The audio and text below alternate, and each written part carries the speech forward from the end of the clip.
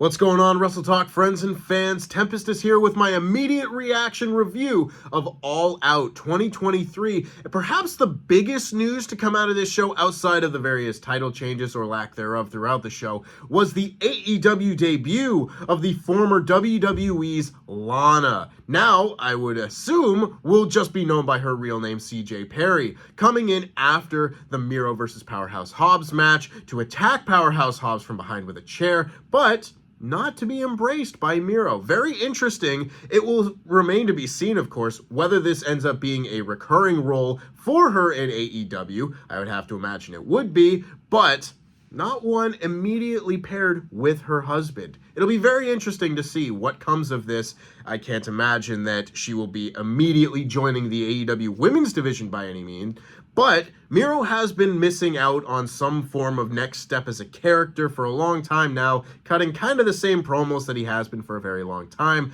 but that may now be changing with an added layer to his character, that being someone he has worked with extensively in the past in WWE. But that being said, I'm going to get into the overall show, start at the beginning, work my way through, because there was a lot to get through on this show, a lot of matches anyway. On the first pre-show match was the over-budget Battle Royal, a nod back to the first All In show 5 years ago, and this one was won by Hangman Page. It was pretty clear from the get-go that he was going to win this match. He was by far the biggest star in the match. There were a lot of fun spots. Commander hit a big tightrope walk into a big spinning dive, flippy-do. It was really, really cool. There was a lot of good stuff in here, but overall, this was a battle royal that Hangman Page ended up winning, last eliminating Brian Cage. Good stuff, but nothing to write home about. Afterwards, we got a trios match in the women's division as Athena, Mercedes Martinez, and Diamante took on Willow Nightingale, Sky Blue, and who is the final person in that match? Hikaru Shida, pardon me. Don't laugh at me, Dan, sitting off camera. I forgot the biggest star in the match. What can I say? That being said, this I thought was a pretty decent little match. They gave Sky Blue a lot, as this was in Chicago, her hometown, where she got signed a couple of years ago. She was wearing the Chicago colors on her tights, and she ended up getting the win with a kind of poorly performed Code Blue powerbomb on Diamante, which was a bit of a shame that that was the finish, but the right person won here, nonetheless. Then we had our Trios Championship match as the Acclaimed and Daddy Ass beat Team TNA of Jay Lethal, Jeff Jarrett, and Satnam Singh. Sanjay Dutt introduced them wearing a Detroit Pistons jersey, the Bad Boy Pistons, of course, this being in reference to Dennis Rodman, who backed up Team Acclaimed. I don't know why I said Team Acclaimed, the Acclaimed and Daddy Ass, and got the biggest spot of the match when he used a guitar to hit, I believe, Satnam Singh with it. A big explosion, big guys hitting people with guitars. It's good stuff. Don't know why Aubrey Edwards just counted that pinfall with just debris and another man in the ring, but I digress. This led to the actual beginning of the pay-per-view, which started with the AEW World Champion MJF and Adam Cole, the ROH Tag Team Champions, defending their titles against John Silver and Alex Reynolds. This was a fine opener, but ultimately, it was kind of what people said it was when the match got announced, and that felt like it was a main event of Dynamite type match. There wasn't a whole lot to set this aside as a big pay-per-view match, but during the match, MJF injured his neck and had to be carried out, leaving Adam Cole to face the Dark Order 2-on-1, and the Dark Order were absolutely playing the role of heels in this match. They have been a lot more heelish in recent weeks and months on Ring of Honor TV, but in this match, they were attacking people from behind. They were using chairs behind the ref's back. They had Evil Uno causing distractions throughout until MJF finally re-emerged to get the hot tag and ultimately win the match. Big thumbs up there. We like that. But before he could make it to the back after the match, he was interrupted by Samoa Joe, who came out for his ROH TV match with Shane Taylor, but passing him on the ramp, He shoved MJF out of the way, a very clear nod to the time back in NXT that everybody likes to talk about, where MJF was an extra playing a security guard shoved into the wall by Samoa Joe. This did not sit well with MJF now, as he went back to the ring, brawled with Samoa Joe for a little while before being separated and sent to the back. This is very clearly going to lead to something in the near future. I'm not quite sure what that's going to be. Maybe Samoa Joe will enter this Grand Slam tournament. Maybe he'll face Roddy Strong in the main event, the final match of that tournament, to see who's going to face MJF at Grand Slam. I don't know, but that's a potential match that we could see in the near future. A lot of people gunning for MJF. I'm very excited to see what comes of it. But what came next was the Samoa Joe versus Shane Taylor match. A fun little hoss fight, albeit not one where I felt like a lot of people were really invested in it. Shane Taylor's not been on AEW TV very much, and this was an AEW pay-per-view. It wasn't a Ring of Honor show where he might have gotten a bigger reaction, despite how much I love him. I don't think a lot of people thought he was going to win this match either. And in fact, he didn't, with Samoa Joe getting the win in the end with the Coquina Clutch. A good match, but again, nothing to really write home about. After that, we had the TNT title match with Luchasaurus defending the title against Darby Allin, with Christian Cage in Luchasaurus' corner and Nick Wayne in Darby Allin's. This was a really solid little match as well, with Luchasaurus dominating much of the match. Darby Allin's spine is just not going to be the shape that it's meant to be after all is said and done by the looks of things. He had a real beating on his hand. Luchasaurus absolutely dissected him. He was placing the stairs on top of Darby Allin's back and then walking up them. At one point, Christian handed a towel to Nick Wayne to throw in the towel on behalf of Darby Allin, but Nick Wayne didn't do it. However, just when Darby Allin looked like he might have had the match won, Christian Cage managed to get Nick Wayne down on the ground and threatened him with a concerto, allowing Luchasaurus to to block the coffin drop, stop the coffin drop attempt, and end up getting the win himself. So Luchasaurus retains, and the delusion of Christian Cage being the TNT champion will continue for the foreseeable future. I was a little bit surprised by this one, but Christian's great, so let's keep that ball rolling.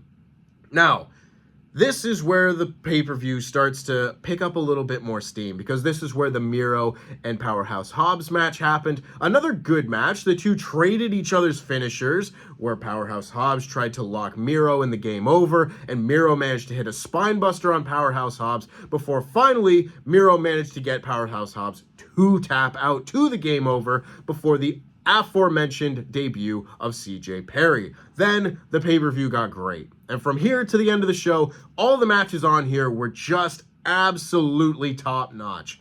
And it started with the strap match between Bryan Danielson and Ricky Starks. Now, obviously, this was not the original plan, or at least I would be shocked to hear that it was, for Ricky Starks at this show, but when you need to call on somebody to carry a pay-per-view and be slotted in with a great match, you call the American Dragon Bryan Danielson, who appears to be using the Final Countdown as his pay-per-view theme, which is such good news. That makes me happy to my core, and this match also made me happy to my core. I was a little bit worried, considering this was a strap match, that they might go with the red light, green light, tap all four corners rules that AEW themselves have used in the past with the Cody Rhodes versus QT Marshall match in 2021, but they didn't do that. They used this match and this stipulation the same way that you would a dog collar match, where they are just tied together, and it is then a no DQ match, and a great no DQ match. Bryan Danielson was busted open, and he was bleeding heavily and fought back through a lot of this. They were strapping each other throughout. It was really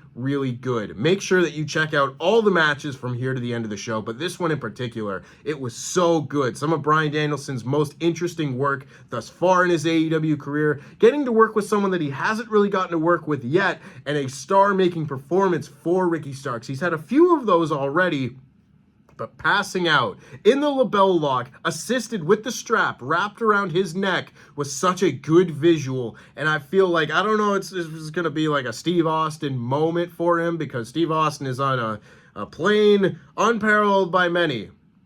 But this was a hell of a visual. This was the kind of thing that people remember as Ricky Starks did not tap out. He passed out, and that makes a difference to a lot of folk. After this, of course, we then had the Blackpool Combat Club of Claudio Castagnoli and Wheeler Yuta taking on Katsuyori Shibata and Eddie Kingston. Another very fun match. Katsuyori Shibata on AEW pay-per-view.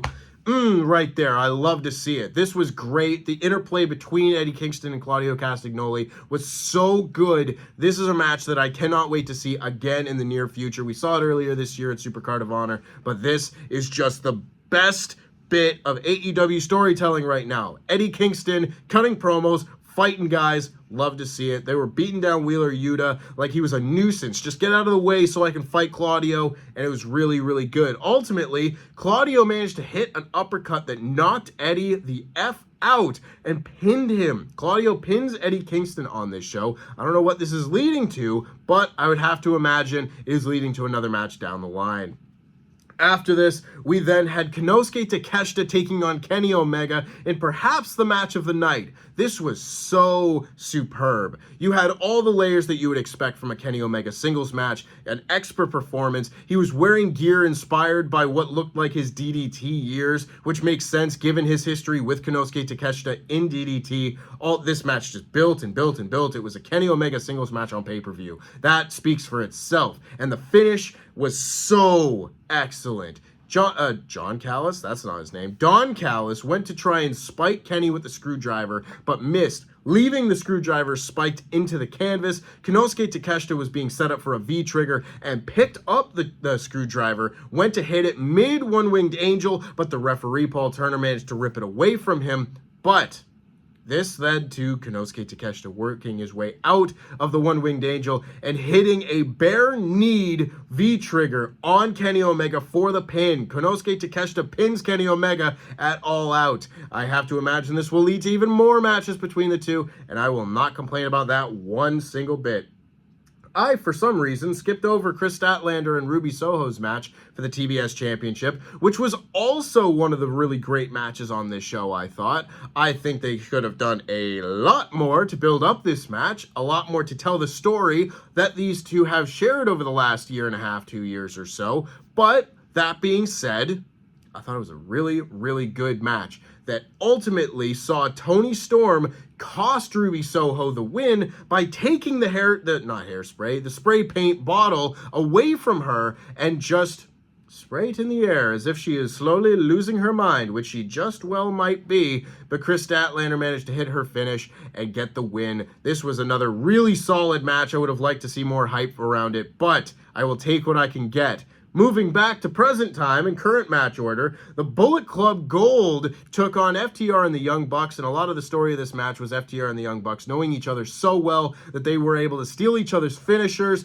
They were co-opting each other's finishers. One Young Buck and one FTR managed to hit a big rig. They hit a FTR BTE trigger. It was good stuff. It was simple. It was a little hokey and goofy for my liking, but overall it was still a really good match. And in the end, it was Bullet Club Gold that picked up the win. So we may be seeing another set of AEW tag team title matches with either Juice Robinson and Jay White, or maybe the Guns in the near future. So take one of those with a great deal of excitement, and the other one maybe less so, depending on your taste. I know mine. Tell us yours in the comments down below. Good match, though, but this led us to the main event where Orange Cassidy finally dropped the International Championship to Jon Moxley in a bloody and excellent main event match.